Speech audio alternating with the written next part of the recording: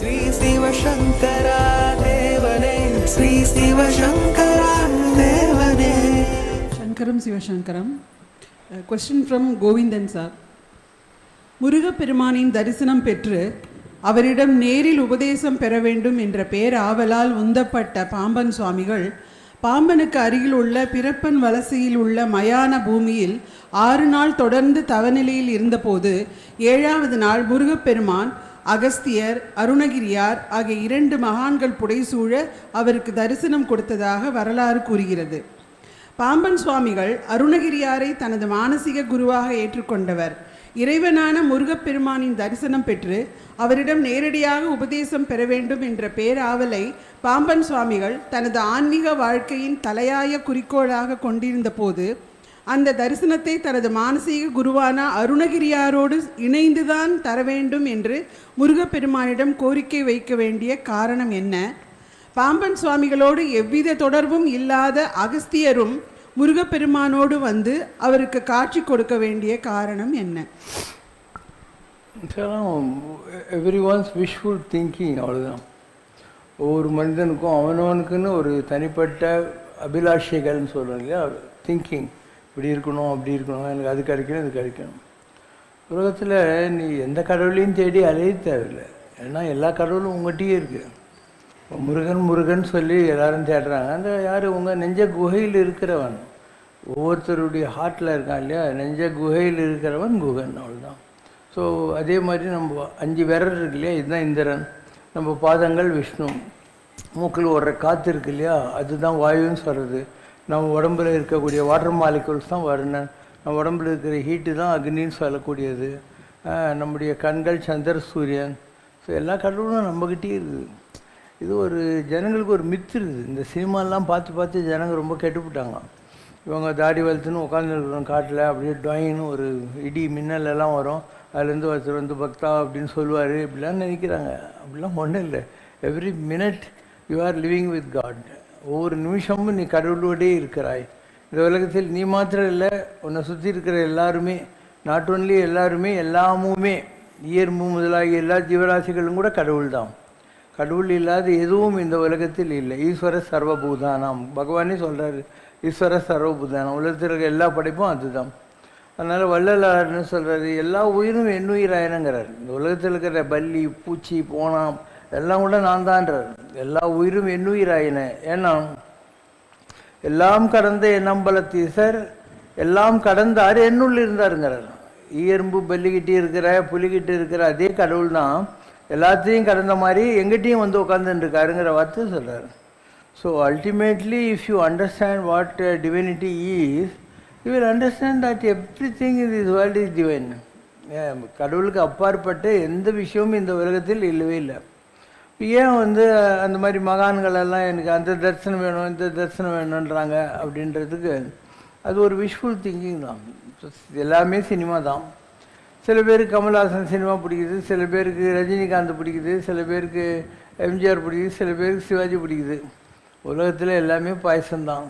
எல்லா பாயசத்துலேயும் சர்க்கரை இருக்குது, ஏலக்காய் முந்திரி பருப்பு திராட்சைலாம் இருக்குது, பால் இருக்குது. அது போக சேமியா பாயசம் வேறு, ஜவ்வரிசி பாயசம் வேறு, அரிசி பாயசம் வேறு, நோய் பாயசம் வேறு, எல்லாம் பார்த்தா வேறு வேறு மாதிரி இருக்குது. ஆனால் எல்லாம் ஒரே பாயசம்தான். இப்போ ராமநாம பாயசக்கு கிருஷ்ணநாம சக்கரா அப்படின்னு கர்நாடகாவில் ஒரு பாட்டு இருக்குது. ராமநாயமும் பாயசம், அது கிருஷ்ணநாமம் என்பது சக்கரைன்றாங்க. அதனால் ஏகன் அநேகன், ஏகன் ஒத்தன், அவன் தான் அநேகமாக தெரியலாம். ஏக் மெனி, ஒன் மெனி, பேராயிரம் பரவி வானோரும் ஏற்றும் பெம்மான். சாஸ்திரநாமத்தை சொல்லி தேவர்களும் கும்பிட்றாங்க, அவன் ஒரு ஆள் தான் அப்படின்னு அர்த்தம் இருக்கு. இப்போ ஏதவன் பேர் ஏதவன் ஊர், யார் உற்றார் யார் அயலார். அவையார் ஒரு பிள்ளையார் கோயிலில் காலை நீட்டின்னு உட்காந்துருந்தாலாம். என்ன கேள்வி, உனக்கு புத்தி இல்லையா, பிள்ளையாரை நோக்கி காலை நீட்டின்னு உட்காந்து இருக்கியே அப்படின்னு. அவன் சொன்னான், சரிப்பா பிள்ளையார் எந்த திசையில் இல்லைன்னு சொல்லு, நான் அந்த பக்கம் கால் நீட்டி உட்காருன்னாலாம்.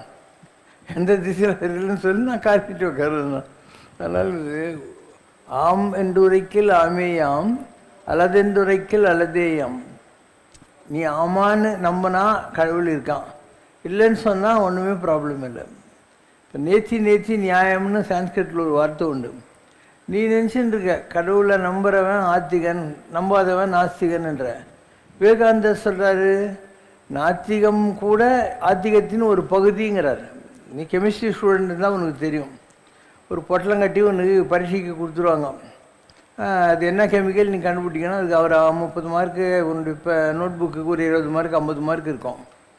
அந்த கெமிக்கல் என்னன்னு கண்டுபிடிக்கிறதுக்கு ஒரு 2 வழி இருக்குது. ஒன்று, இது என்ன கெமிக்கலெல்லாம் இருக்க முடியுன்ற ரூட்டுக்கு போகிறது. இன்னொன்று, இது எதுவாலாம் இருக்க முடியாதுங்கிற இன்னொரு ரூட்டில் போகிறது. இந்த ரூட்டில் போனாலும் அந்த ரூட்டில் போனாலும் இது என்ன கெமிக்கல்னு கண்டுபிடிச்சிடலாம். இப்போ பஞ்ச் அண்ட் ஸ்மெல் இருந்தாக்கா அது அம்மோனியா அப்படின்வாங்க.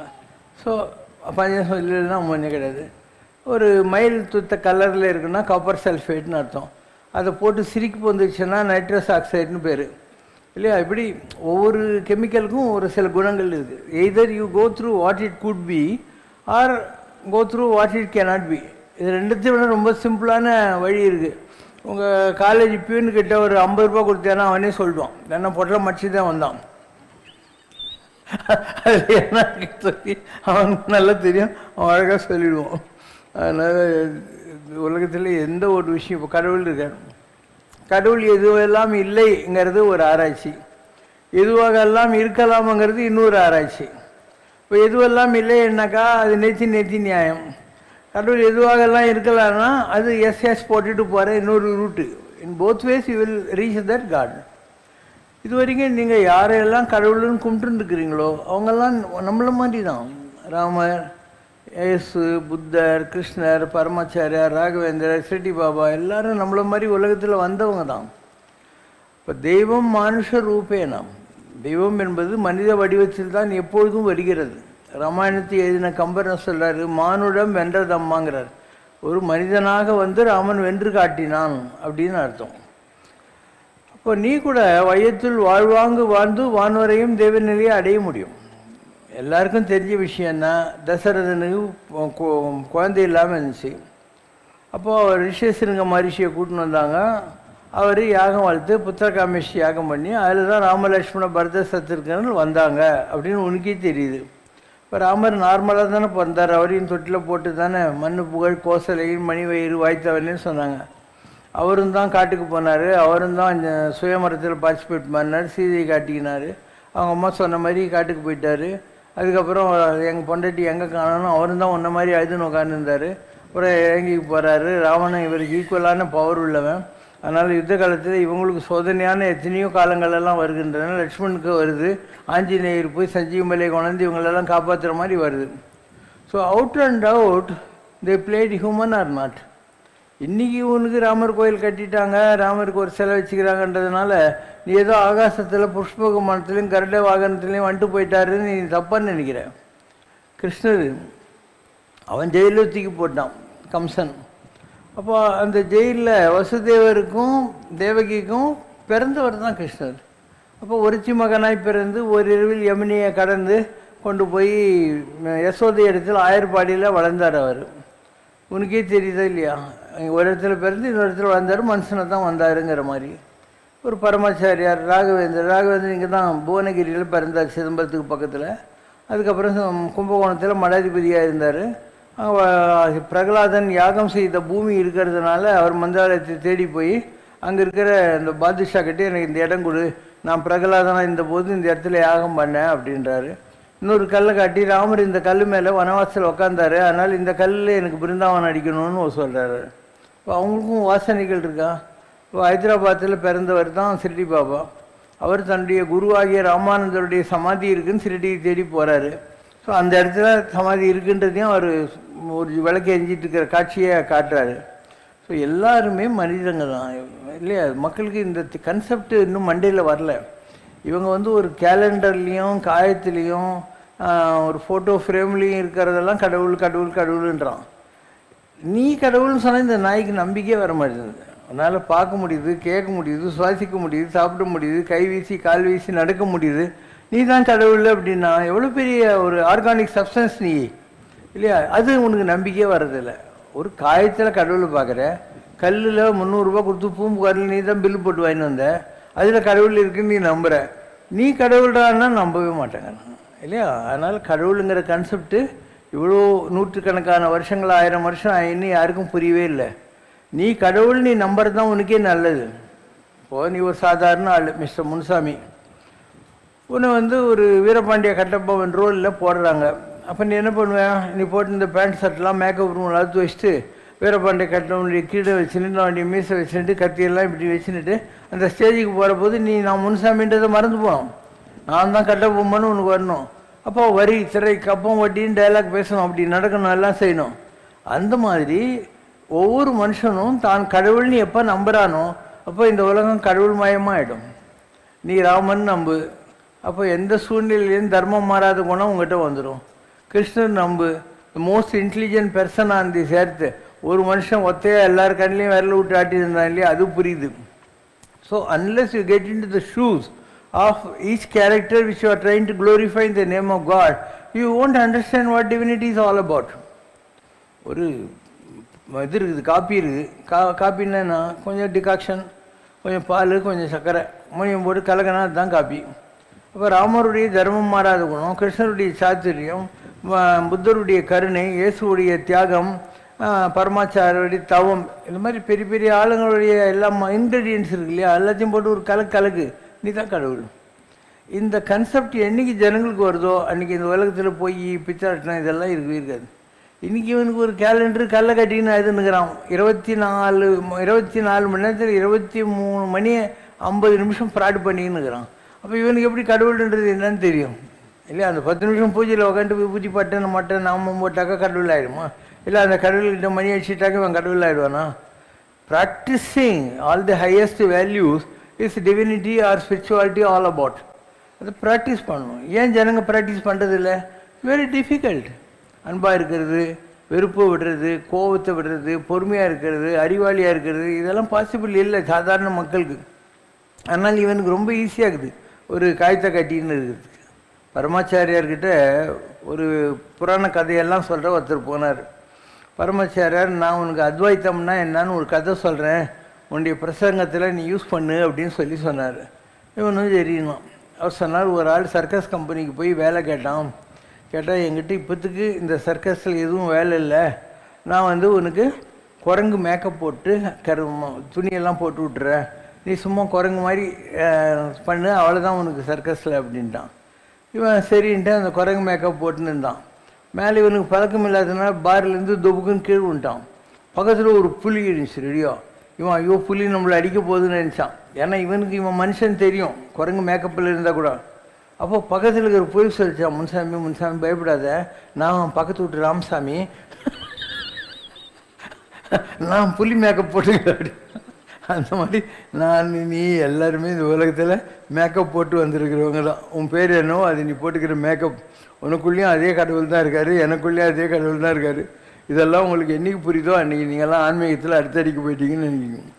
அது வரைக்கும் உங்களுக்கு இந்த கல் காகிதம் கோயில் சுற்றுறது பிரச்சனம் பண்ணுறது இதுலேயே தான் கிக்கு இல்லை. இதிலெல்லாம் ஒன்றும் வேகாது.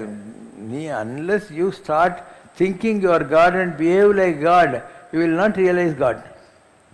If you have to realise God, you have to behave like God. அது என்னன்றது டேஸ்ட் பண்ணுது. Taste of the pudding lies in eat இல்லையா? சாப்பிட்டு பார்க்கணும், அப்போ தான் உங்களுக்கு புரியும். இதெல்லாம் அவங்கள ஈஸியாக ஜனங்களுக்கு புரியாது இல்லை. இப்போ நான் சொல்லிட்டேன், நீ அடுத்த நிமிஷத்துலேருந்து கடவுளாட்டம் நடந்து காட்டேன் பார்க்கலாம். முடியாது உன்னால். அதில் வீட்டில் போகணும், வழக்கமாக இருக்கிற மாதிரி சண்டை போடணும், ஃபோன் பேசணும், டிவி பார்க்கணும் இல்லையா? எப்போ டிவி பார்த்துன்னு உட்காந்துருப்பேன், இல்லை வீட்டில் இருக்கிறவங்ககிட்டே எதனா அட்டடிச்சுன்னு உட்காந்துருப்பேன். அண்டு ஸோ ஒரே வீட்டில் 4 பேர் இருக்கிறீங்கன்னா 4 பேரும் அன்பாக இருக்க கூட இன்னும் கற்றுக்கவே இல்லை. அன்புங்கிறது தான் கடவுளுடைய இன்னொரு ஃபார்மேட்டு. அப்போ வீட்டில் இருக்கிற 4 பேர் ஏன் அன்பாக இருக்க முடியல உங்களால் இல்லையா? வீட்டில் இருக்கிற 4 பேர். அப்போ அந்த எல்கேஜி லெசன் தான் லவ் பண்ணுறதுன்றது. லவ் ஒன்று உங்களுக்கு பெட்ரூமில் செக்ஸு தான் ஞாபகத்துக்கு வருது. அப்படி கிடையாது. ஒரு நாய்கையை கொஞ்சற, பூனையை கொஞ்சற, அதெல்லாம் கூட லவ் கீழே தான் வரும். Love is a feeling, it's not an act. Act is sex. அந்த செக்ஸுங்கிறது ஒரு ஆக்ட். அது it has nothing to do with real love. Real love is something very great. அன்பு என்பதன் ஒன்றன் தன்மைன்றான் இல்லையா? அந்த அளவுக்கு பெரிய விஷயம் அது. இன்னும் சொல்லப்போனால் அருள் என்று நீ எதை சொல்கிறியோ அந்த அருள் கூட அன்பு என்ற தாய் பெற்று போட்ட குழந்தை தான்.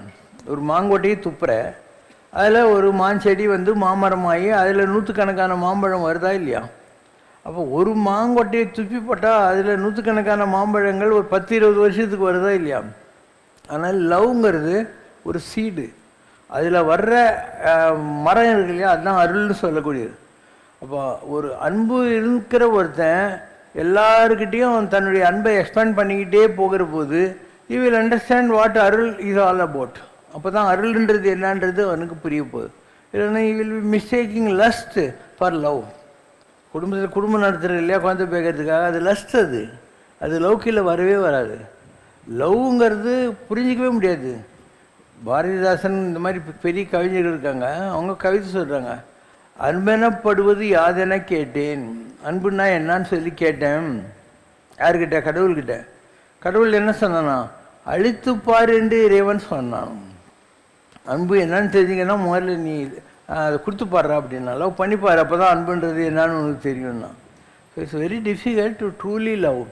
What you are misconstruing lust as love and you are misconstruing attachment as love. Love has nothing to do with attachment. Love has nothing to do with attachment. எப்போ பாரு என் பொண்டாட்டி, என் பிள்ளை, என் ஊர், என்னுடைய இந்த மாதிரி இருந்தாக்கா அது அட்டாச்மெண்ட். அது ஒரு தடவை நான் ஆஸ்திரேலியா போயிருந்தேன் பெத்துக்கு. போயிட்டு வந்தபோது அங்கே ஒரு சயின்டிஸ்ட் இருந்தார், சத்யமூர்த்தின்னு. அவர் எனக்கு லெட்டர் எழுதினார். இந்த மாதிரி பாபா எங்கள் ஊருக்கு நீங்கள் வந்துட்டு ஒரு வாரம் இருந்துட்டு போனீங்க. நீங்கள் வந்தபோது ஒரு 5 பேர் உங்களை ரிசீவ் பண்ணுறதுக்கு வந்தோம் பெர்த் ஏர்போர்ட்டுக்கு. நீங்கள் திரும்பி ஊருக்கு போகிற போது நாங்கள் 100 பேர் வந்து பெர்த் ஏர்போர்ட்டில் உங்களை சி ஆஃப் பண்ணோம். நான் அமெரிக்காவிலேருந்து ரீலோகேட் பண்ணி ஆஸ்திரேலியாவுக்கு வந்தேன். வந்தபோது என் சொந்தக்காரங்க ஒரு 5-10 பேர் என்னை சி ஆஃப் பண்ணுறதுக்கு வந்தாங்க.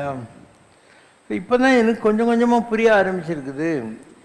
ஏன் சொந்தக்காரங்க என்னை சி ஆஃப் பண்ணுறதுக்காக நியூயார்க் ஏர்போர்ட்டுக்கு வந்தாங்க இல்லையா, அதுக்கும் எந்த சம்மந்தமும் இல்லாத ஒரு 100 பேர் ஒரே வாரத்தில் உங்களை சி ஆஃப் பண்ணுறதுக்காக வந்தாங்க இல்லையா, அது ரெண்டுத்துக்கு வித்தியாசம் தெரிஞ்சுக்கிட்டேன்.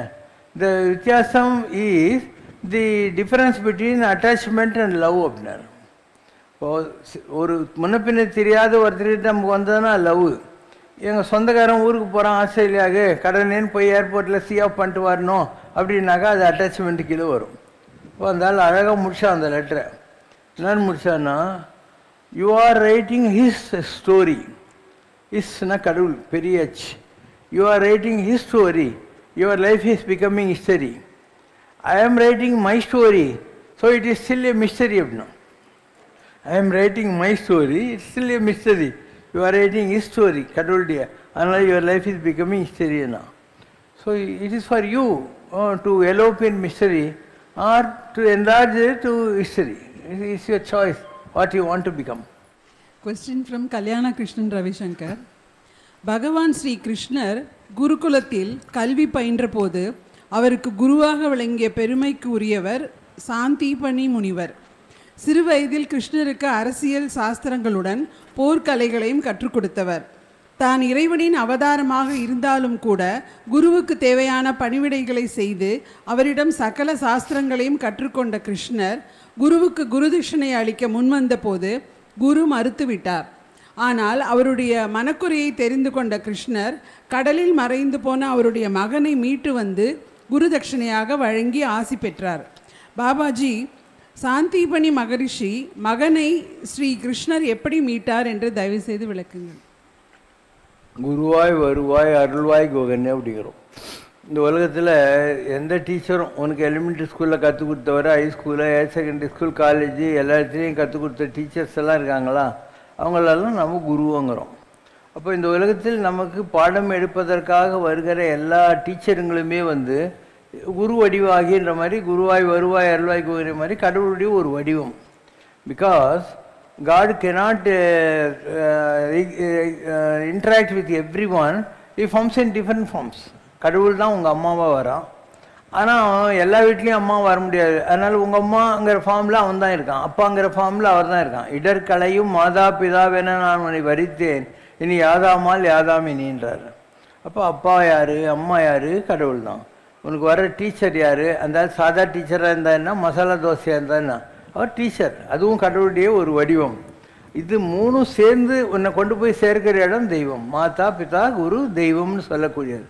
அதனால் சாந்திபினி முனிவர் அவங்க புள்ள சமுதிரத்துக்கு இடையில் போட்டான். யாரோ ஒரு ராட்சஸாக அதை கொண்டு போய் வச்சுருந்தான். அப்போ கிருஷ்ணர் இதெல்லாம் கிருஷ்ணரை பற்றி சொல்லுகிற பால்ய லீலைகள் எல்லாம் கடவுளை குளோரிஃபை பண்ணோம். அதனால் ஒரு மிராக்குலஸாக காட்டுவாங்க. ஒரு காளிங்க நர்த்தனம் பண்ணுற ஒரு கிருஷ்ணர், அந்த காளிங்க மேலே அவர் டான்ஸ் ஆடினாருங்கிற போது தான் உனக்கு ஒரு மித்து கிரியேட் ஆகுது.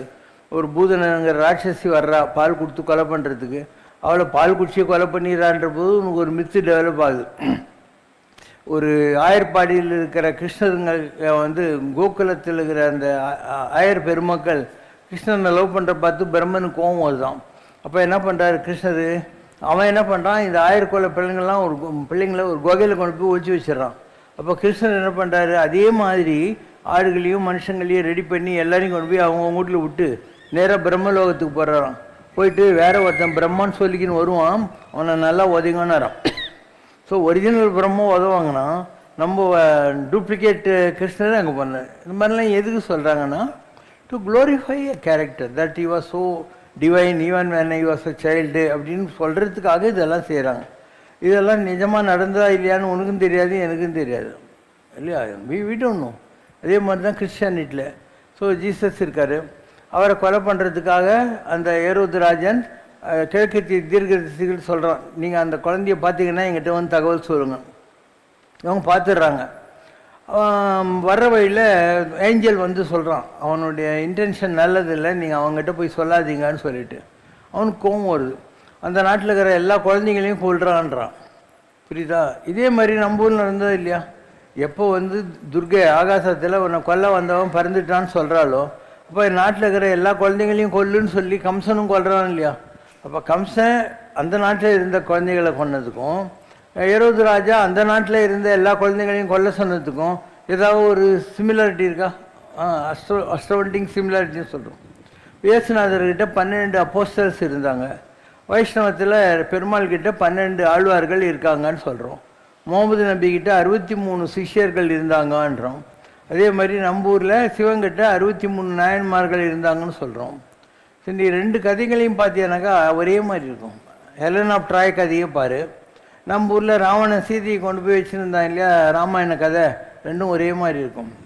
ஏன் இவங்கெல்லாம் போய் வீட்டுக்குன்னு வர்றாங்க ஹெலனை, இங்கே சீதையை வீட்டுக்குன்னு வராங்க, எல்லாம் ஒரே மாதிரி இருக்குது. இதெல்லாம் ஏன் இப்படி வந்ததுன்னா, அந்த காலத்தில் இந்த பாஹியான் யுவான் சிவாங் மார்க்க போலோ இந்த மாதிரி ஆளுங்க தான் வந்து ட்ராவல் பண்ணுவாங்க. மற்றவங்கெல்லாம் குண்டு செட்டில் குதிரை ஓட்டினா அவங்கவுங்க ஊரில் தான் உட்காந்து பட்டாணி சுண்டல் சாப்பிட்டு இருந்தாங்க. ஸோ இவங்க ஒரு நாட்டிலேருந்து இன்னொரு நாட்டுக்கு வந்துட்டு அவங்க நாட்டுக்கு திரும்பி போகிற போது பயங்கரமாக கதை விடுவாங்க. ஏன்னா தே அச்சீவ்ட் சம்திங். அதனால் அங்கே அப்படிக்கு தெரியுமா இப்படிக்கு தெரியுமான்லாம் வந்து ரொம்ப ரீல்ஸ் க்ரியேட் பண்ணுவாங்க. அந்த மாதிரி வந்து ஒரே விஷயத்தை வேறு வேறு நாடுகளில் வேறு வேறு ஆட்கள் பரப்புனாங்க. இப்போ நம்ம நாட்டில் நீ சர்ச் இருக்குது, இவ்வளோ சர்ச் இருக்குது, பெந்தகோஸ் இருக்குது, அதுக்கப்புறம் கேத்தலிக் இருக்குது, ப்ராட்டஸ்டன்ட் இருக்குது, இன்னும் சொல்லப்போனால் கோட்டையம் பக்கத்தில் மகாத்மா காந்தியை கும்பிட்ற ஒரு சர்ச்சு கூட இருக்குது. விதவிதமான சர்ச்சுங்கள்லாம் நம்ம ஊரில் இருக்குது. இவங்க அத்தனை பேரும் எந்த ஆடாம் ஈவாள் கதையை சொல்கிறாங்களோ அதுவே நடந்ததா இல்லையான்னு யாருக்கும் தெரியாது. அதாவது உபநிஷத்தில் ஒரு கதை இருக்குது. ஒரு மரம் இருந்துச்சு, அந்த மரத்துக்கு பேர் ஃபீப்பல் ட்ரீ. அதில் இருந்த பழம் இல்லையா, ஃபிஃப் ஃபலம், ஃபல்லுன்னா பழம்னு அர்த்தம். 2 பறவை இருந்துச்சு, ஒன்று ஆத்மா, இன்னொன்று ஜீவாத்மா. இந்த ஜீவாத்மா நான் இந்த பழத்தை சாப்பிடுமான்னு கேட்குது, அதுக்கு ஆத்மா வேணான்னுது. இது சாப்பிட்டதுனால ஆத்மாவும் சாப்பிட்டுருது. 2 பேரும் கர்ஸ் ஆயிட்டாங்க, அதனால் பூமியில் வந்து பிறக்க வேண்டியதாச்சு அப்படிங்கிறது நம்ம உபநிஷத்தில் இருக்கிற ஒரு கதை. இந்த கதை யாத்திரிகள் மூலமாக வெளியூருக்கெல்லாம் போயிருக்கும்.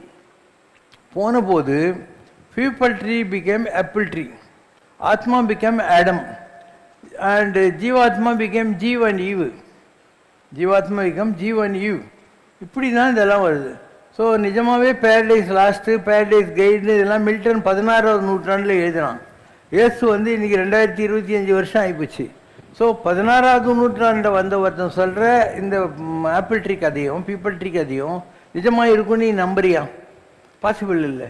நம்ம ஊரில் எப்படி கிருஷ்ணரை கொல்றதுக்காக கம்சன் எல்லாரையும் கொலை பண்ணுனானோ அதே மாதிரி இயேசுவை கொலை பண்ணுறதுக்காக அங்கேருந்து ஏரோது ராஜா எல்லாரையும் கொலை பண்ணுன்னு சொன்னானா இல்லையா அங்கேருந்து ராஜா?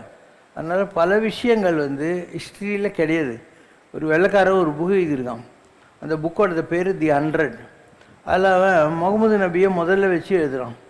எல்லோரும் கேட்குறாங்க, நீ ஒரு கிறிஸ்டியனாக இருந்து இயேசு பற்றி எழுதாமல் முகமது நபியை போய் வைக்கிறேன்னு. அவன் சொன்னால் இயேசுவோடைய லைஃப் ஹிஸ்ட்ரி மற்ற எல்லா லைஃப் ஹிஸ்ட்ரியும் வந்து அத்தன்டிகிட்டி கிடையாது, அதுக்கெல்லாம் வந்து ஹிஸ்டாரிக் ப்ரூஃப் கிடையாது. முகமது நபி 14ஆவது நூற்றாண்டு 15ஆவது நூற்றாண்டு வந்தார், அதுக்கு சம்மந்தப்பட்ட எல்லா இடமும் இன்றைக்கி இருக்குது, அதனால் கெப்டிம் இந்த டாப் அப்படிங்கிற வார்த்தையை பயன்படுத்துகிறான்.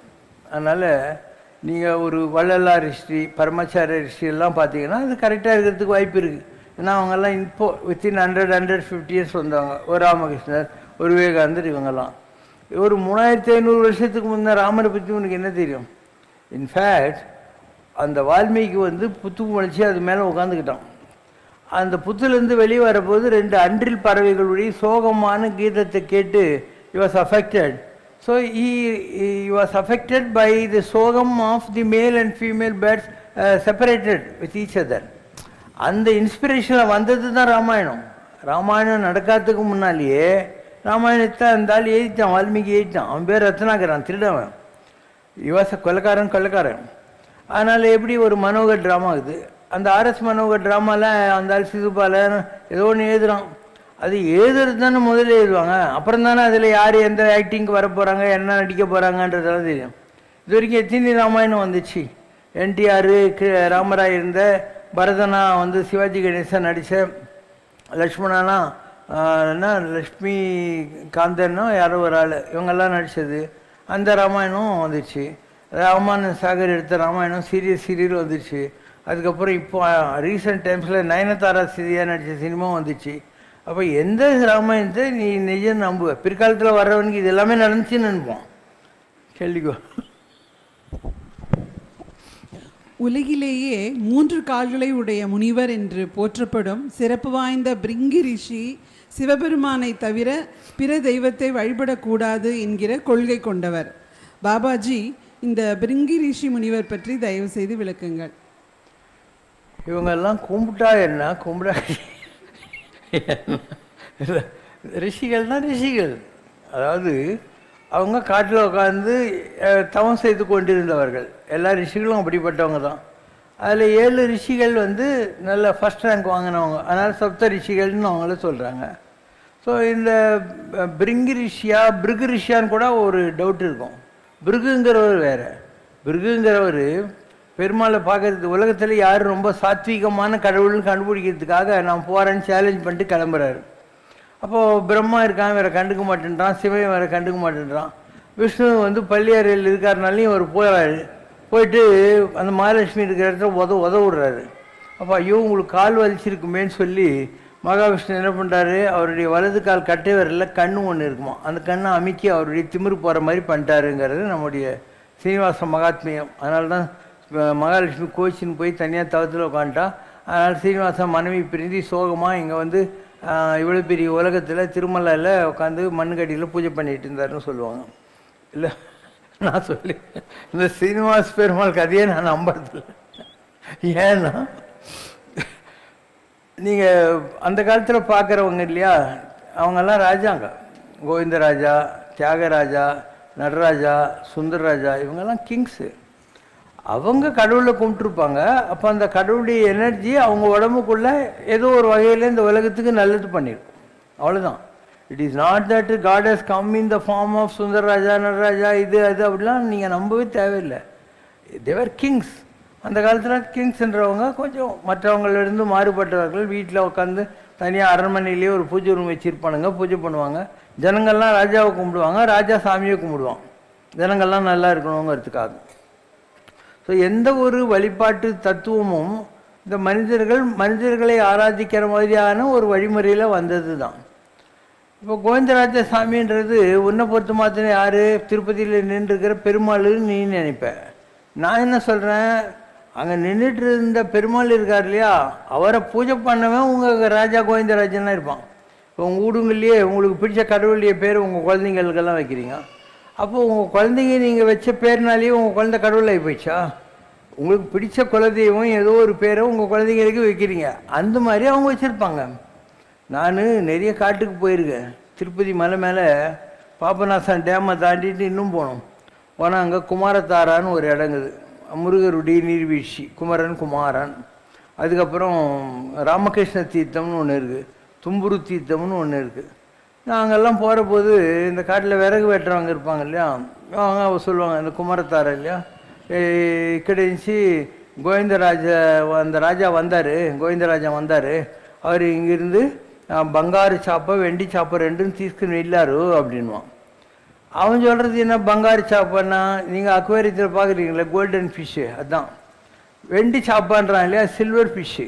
இப்போ போய் மூர் மார்க்கெட்டில் இருக்குது, இது வாங்கிப்பார். ஸோ உனக்கு ஒரு மித்து இருக்குது, இந்த ரிலிஜன் கடவுள் இதை பற்றியெல்லாம் ஒரு மித்து இருக்குது. ஒரு சாதாரணமான விஷயத்தை நீ நம்புறதுக்கு தயாராகவே இல்லை. You want everything to be very different, very glorified, அந்த லெவலில் நீங்கள் பார்க்குறீங்க. அதனால் ராஜாக்கள் ராஜாக்களாக தான் இருந்தாங்க. And they were worshipping God and they were doing good to the people. நல்ல நேர்மையாக இருந்த ராஜாங்க அவ்வளோ பேர் இருக்காங்க. ஸோ அவங்கள அவங்க நாட்டு மக்கள் கடவுளுக்கு இணையாக ஆன் பார் வித் காட் வழிபட்டிருப்பாங்க. அவங்க வேறு ஏதாவது கடவுளில் வழிபட்டிருப்பாங்க.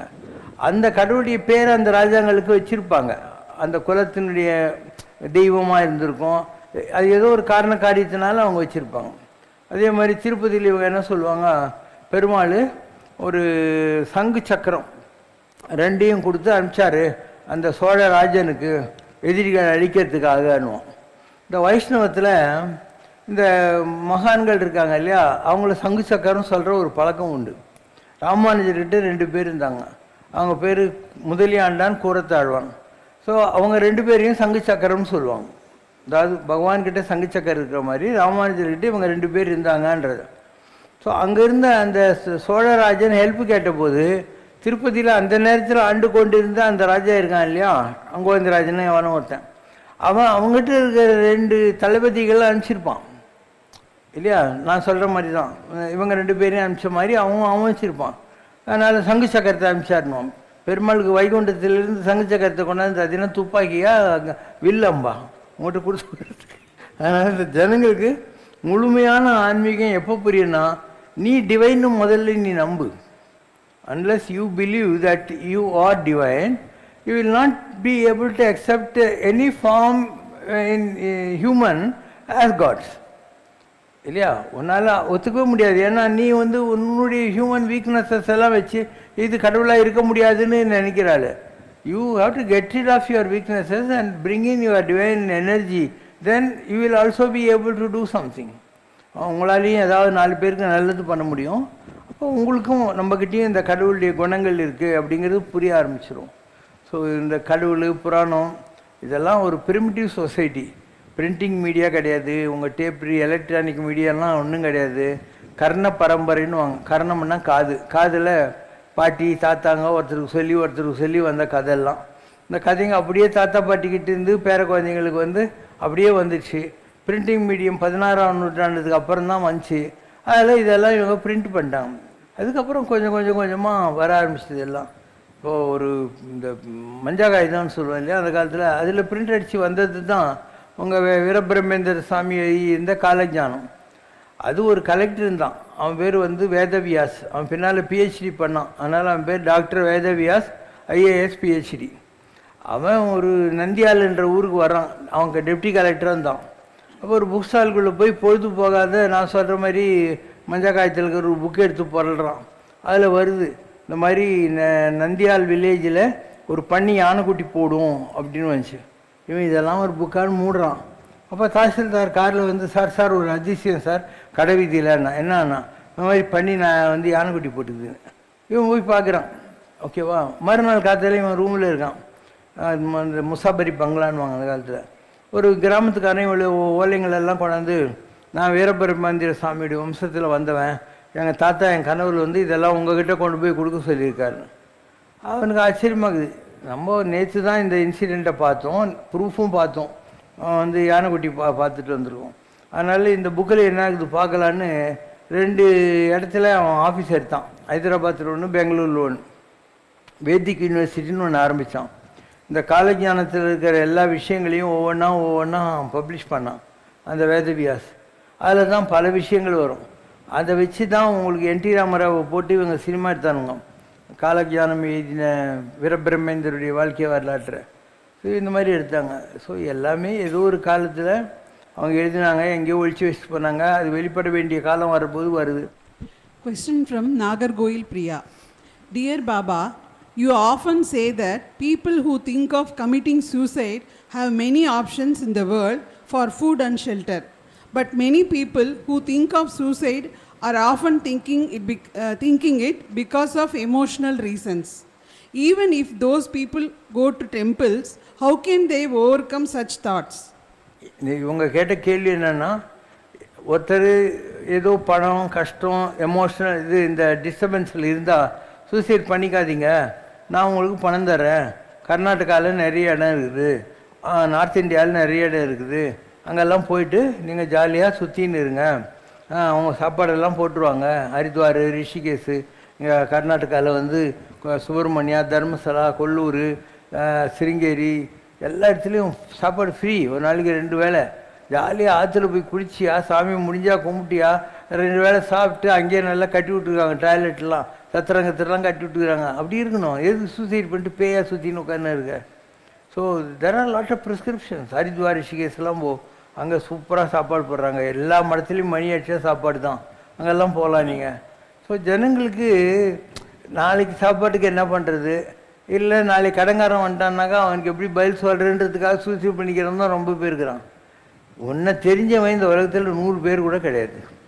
இந்த 100 பேருக்காக 500 கோடி இருக்கிற ஜனங்களை நீ ஏன் டவுட் பண்ணுற? நீ போ, பெரிதே உலகம் பெண்ணுனர் பலர், எங்கேயாவது போய் உருப்படுற வழியே பாரு. அடுத்தது நீ எமோஷ்னல் சொல்கிறியா இல்லையா? இப்போ நான் பேசின்னு இருக்கிற டாப்பிக்கு அதெல்லாம் பொய். இந்த உலகத்தில் லவ் கிடையாது, எல்லாம் லஸ்ட்டு தான், ஜஸ்ட் லஸ்ட்.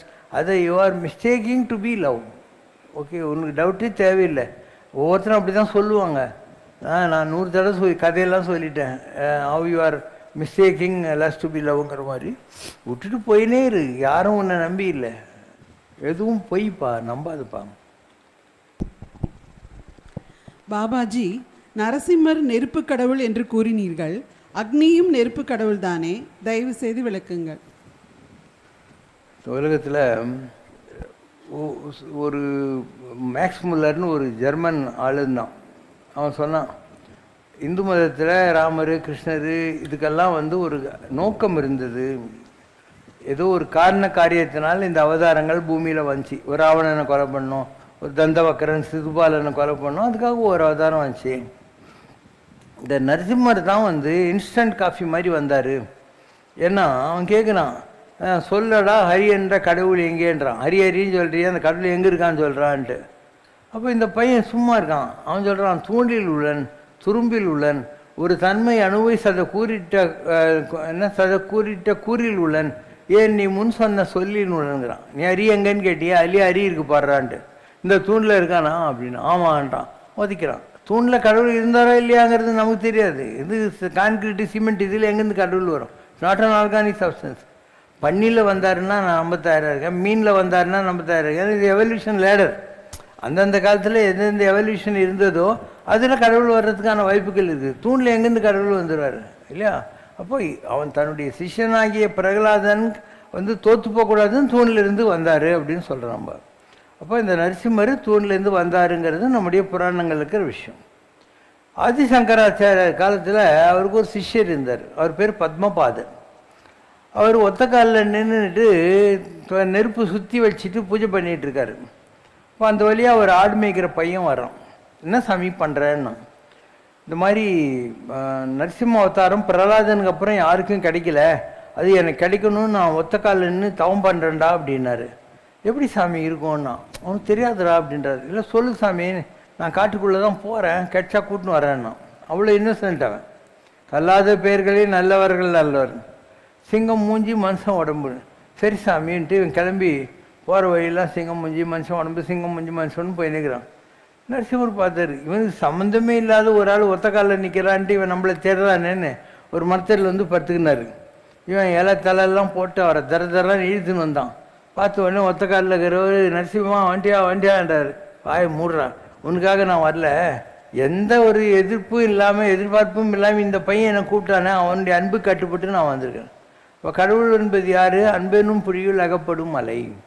அன்புக்கு மாத்திரம்தான் அவன் கட்டுப்படுவான். எனக்கு இந்த தரிசனம் கிடைக்கணும், அதை வச்சு நான் 100 பேர்கிட்ட எனக்கு இந்த தரிசனம் கிடைச்சின்னு பீட்டர் விடணும், இப்படிலாம் நினைக்கணும்னு கடவுள் மாற்றுறதே கிடையாது. ரொம்ப சாதாரணமாக ஒரு இன்னசென்ட், ஒரு பூஜைன்னா என்னன்னே தெரியாத பண்ணி வேட்டை ஆட போன திண்ணன் கண்ணப்பன் ஆக முடியுது கடவுளுடைய தரிசனம் கிடச்சி. மணி அடிச்சு பூஜை பண்ணுங்கிற சிவாச்சாரியாருக்கு அப்புறம் தான் கிடைக்கிது அந்த தரிசனம். இன்றைக்கி வரைக்கும் சில கண்ணப்பனுக்கு காலத்திநாதருக்கு கற்பூரம் காட்டிட்டு கண்ணப்பனுக்கும் காட்டுனுக்கிறாங்க. யார் காட்டுறாங்க? அந்த சிவாச்சாரியருடைய கொள்ளு பேரன் தான் காட்டுனுக்கிறான். அப்போது ஒரு இன்னசென்ட் இருக்கு இல்லையா, அதுதான் கடவுள் அடையிறதுக்கான வழி. நகி நகி ரட்சத்திட்டுக்குறும் கருணை ஆதிசங்கரை சொல்கிறார். அதனால் கடவுளை லவ் பண்ணு, இந்த மந்திரம் சொன்னால் வந்துடும், இது சொன்னால் வந்துடும்லாம் நீ நம்ப தேவையில்லை அப்படிங்கிற வார்த்தையை சொல்கிறார். நகி நகி ரட்சத்தி டுக்ருங்கர்ணே. டுக்ருங்கர்ணேன்றது கிராமரில் ஒரு வகை. நேரிசி ஆசிரியப்பா வெண்பான்லையும் அந்த மாதிரி ஒன்று. ஸோ அவர் என்ன சொல்கிறார், அதெல்லாம் உனக்கு உதவாதுரா, பஜ கோவிந்தம் பஜ கோவிந்தம் கோவிந்தம் பஜ முடமத்தே, கோவிந்தா கோவிந்தான்னு சொல்கிறா அப்படின்னு. இந்த கோவிந்தா கோவிந்தா சொல்கிறது கூட நிறைய பேர் அதில் ஒரு மசாலா இல்லை ஒரு கிராமர் கொண்டாந்துருவான். திருப்பதியில் சாமிக்கு எதிரில் ஒரு குளங்குது, சுவாமிநாத புஷ்கரணின்னு பேர். அதில் ஒரு ஆந்திரா மொட்டை ஒரு ஐயங்கார் 2 பேரும் குளிக்க போகிறாங்க. இந்த ஆந்திரா மொட்டை என்ன பண்ணுறான், கோவிந்தான்னு இவனுக்கு சொல்ல வரல, அதனால் கோஹிந்தா கோஹிந்தா அப்படின்னா. நம்ம ஐயங்கார் சொல்ல நினைக்கிறாரு, படவா அப்படிலாம் சொல்லக்கூடாது, அது கோஹிந்தா இல்லை கோவிந்தா அப்படின்னு சொல்லணுன்ட்டு. அதுக்குள்ளே மொட்டை தண்ணி கடியில் போயிட்டு வெளியே வந்து, நான் போன வருஷம் உன்னை பாட்டு போய் நான் நல்லா வச்சுருக்க பெருமாள், இந்த வருஷம் கூட அதே மாதிரி வச்சுக்கணும். அப்போ இவருக்கு பக்குன்னு ஆயிடுச்சு. அவன் தப்பாக சொன்னால் கூட என்ன, கடவுள் அவன் நல்லா தானே வச்சுருக்கான்னு அவனே ஒத்துக்கிறான், நான் வாய் முடிக்கிறேன்னு சொல்லி முடிக்கினார். அதனால் it's not how you want to, it's emotion with which you are calling God which counts.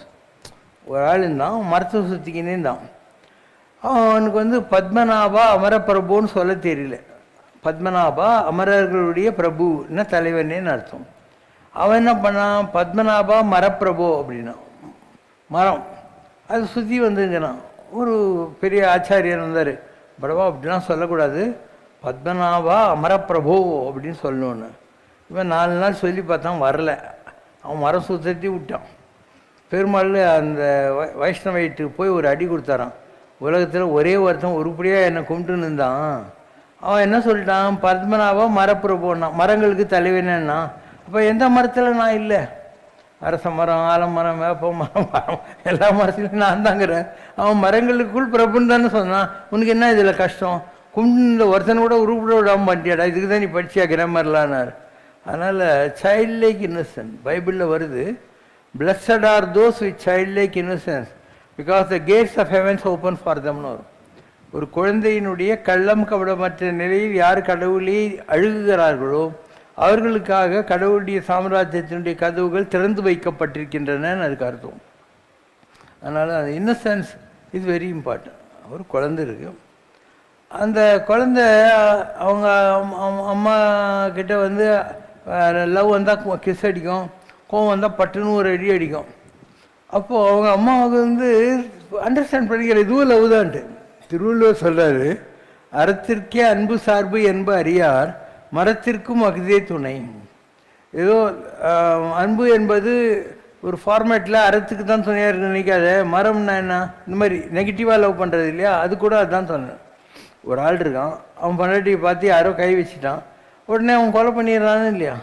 அப்போ அது காரணம் என்ன, ஒய்ஃப்கிட்டையும் வச்சிருக்கிற அன்பு இல்லையா. அதனால் அன்பு என்பது எப்படி வேணா டபுள் ஏஜ் வெப்பன், இப்படியும் போகும் அப்படியும் போகும். அதனால் கடவுளை யாரெல்லாம் ஒரு கள்ளம் கவலைமற்ற நிலையில் வழிபட்டார்களோ அவங்களுக்கெல்லாம் கடவுள் கிடச்சிருக்கு. இந்த சாஸ்திரம் இதிலெல்லாம் பெரிய அளவுக்கு மாட்டிக்கிறாங்க இல்லையா, அவங்களுக்கு அந்த வித்யா கர்வம்னு பேர் இருக்குது. அதனால் நாம் என்ன பண்ணுறோன்னா, we go by the personal side of any man, whether it is பரமாச்சாரியார் R Raghavendrar R Saibaba, we go into their personal side. அவங்க என்ன பேசுகிறாங்க, என்ன ட்ரெஸ்ஸு, என்ன ஏது, இதிலே மாட்டின்னு முழிக்கிறோம். அவங்க என்ன தவம் பண்ணியிருக்காங்க, என்ன சாதனை பண்ணி எந்த கடவுளை பிடிச்சிருக்காங்க, இதெல்லாம் யார் மண்டிலையும் வர்றதே கிடையாது இல்லையா. They go by these external attributes and attires. நான் ஜாலியாக பேண்ட் ஷர்ட் போட்டு தான் உட்காந்துக்கிறேன். அப்புறம் நீ வந்து யாரோ ஒரு மடாதிபதி அவங்க இவங்களெல்லாம் ரொம்ப பெரிய பல்புங்கன்னு நினச்சின்னு இருப்பேன். அவங்கெல்லாம் ஒன்றுமே இல்லை, அவங்கெல்லாம் ஒன்றுமே இல்லை. அண்ட் எப்படி இது அடைய முடியுது, இன்னசென்ஸ்.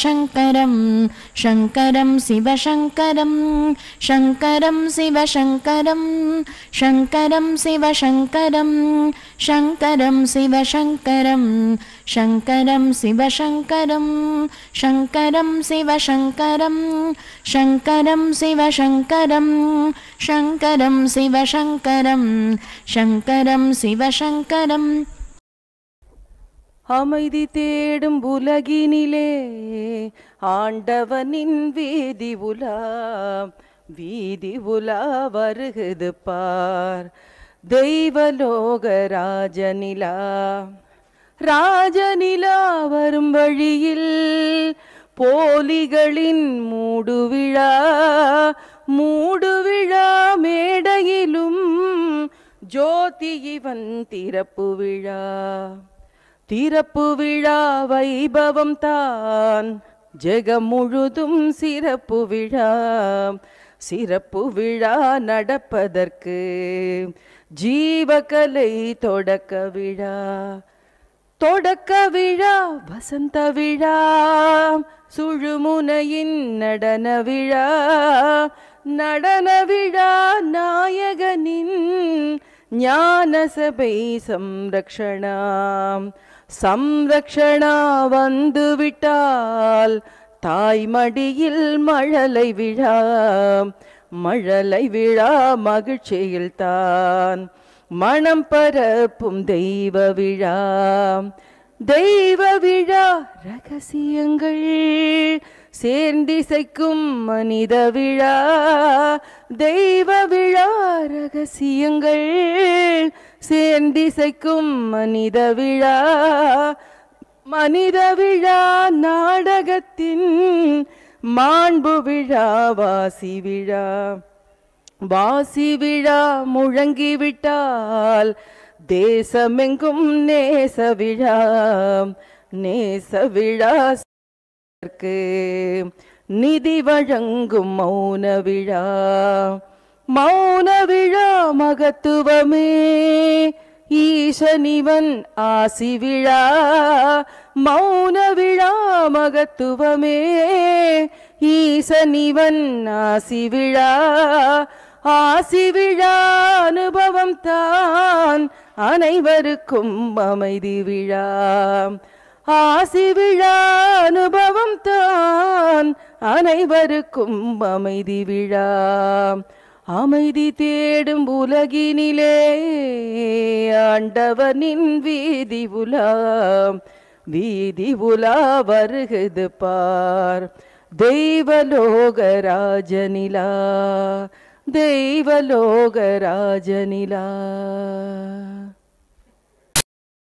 சம்ரக்ஷணா என்னும் சபைதனிலே வீற்றிருக்கும் சத்குருவே சமத்துவமே நிலவுகின்ற சங்கரனின் பிருந்தாவனமே சரணம் அபயம் ஐஸ்வர்யம் பகவான் பாபா அனுக்கிரகம் தன்னை தானே உணர்வதுதானே பிறந்ததன் நோக்கம் என்று அறிவாயே தன்னலமின்றி வாழ்ந்திடத்தானே பூமியிலே ஜனித்தோம் தெளிவாக மலர்பதம் பணிந்திடவே மார்க்கமுண்டு மனதில் நினைத்திடவே மோட்சமுண்டு சரணம் அபயம் ஐஸ்வர்யம் பகவான் பாபா அனுக்கிரகம் கடவுள் மாமா என்றழைத்தாலே கண்முன் தோன்றும் அற்புத ரூபம் கருணை பொங்கும் காருண்யமூர்த்தி பகவான் பாபா பதம் பணிவோமே ஆனந்த நடம் புரியும் அருட்கடலே ஆதி அந்தம் இல்லா பரம்பொருளே சரணம் அபயம் ஐஸ்வர்யம் பகவான் பாபா அனுக்கிரகம் சம்ரக்ஷணா என்னும் சபைதனிலே வீற்றிருக்கும் சத்குருவே. அன்பென்னும் நதி தன்னில் ஆழ்வேனோ ஐயனே உன் நினைவில் அமிழேனோ. அன்பெனும் நதி தன்னில் ஆழ்வேனோ இன்ப நிலை தன்னில் கூடேனோ.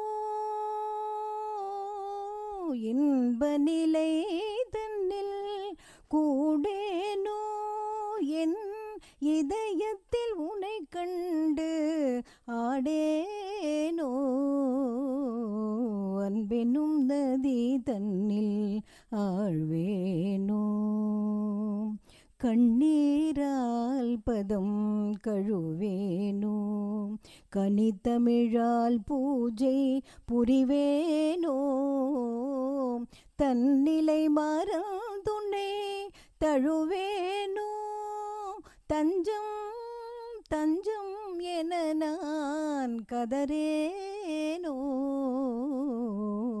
அன்பெனும் நதி தன்னில் ஆழ்வேனோ பாக்களை பூக்கள் என சொறிவேனோ. என்னை பாதத்தில் காணிக்கை தருவேனோ. காக்கும் கடவுள் உன்னை அறிவேனோ. கண்ணா கண்ணா கண்ணா என நான் கதறேனோ. அன்பெனும் நதி தன்னில் ஆழ்வேனோ என் ஐயனே உன் நினைவில் அமிழேனோ. அன்பெனும் நதி தன்னில் ஆழ்வேனோ. ஒன்றுமில்லாத வாழ்வில் நாம் ஓடோடி அலைகின்றோம். இதைவிட ஒன்றுமில்லை என்றறிந்தும் இதை நாம் உணர மறுக்கின்றோம். உனதென்றும் எனதென்றும் நாம் உரிமையில் கழிக்கின்றோம். ஒன்றுக்கும் உதவாத உறவுகளில் நாம் ஊறி திளைக்கின்றோம். பணம் புகழ் பெரிதென்று நாம் பரிதவி தழுகின்றோம். ஒரு பதவி கிடைக்கவென்று நாம் பகட்டாய் திரிகின்றோம். தனக்கென்று எதுவும் இல்லை, இவர் நமக்கென்று உலகில் வந்தார். கலியுக சம்ரக்ஷணமே இவர் தம் காலடி பணிந்திடுவோம். ஒன்றுமில்லை மறைமூர்த்தி கண்ணா, குறை ஒன்றும் இல்லை கண்ணா, குறை ஒன்றுமில்லை கோவிந்தா.